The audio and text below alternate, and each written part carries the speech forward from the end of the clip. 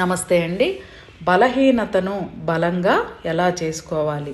ప్రతి మనిషికి బలహీనతలు ఉన్నాయి, అంటే వీక్ పాయింట్స్ ఉన్నాయి.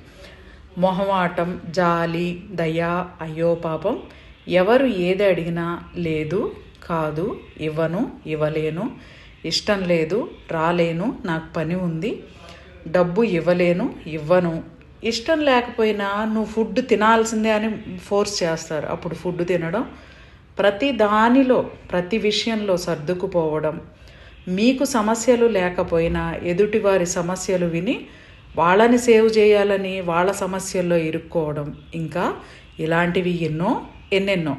ఇప్పుడు బలంగా అయ్యే టెక్నిక్ చూద్దాం.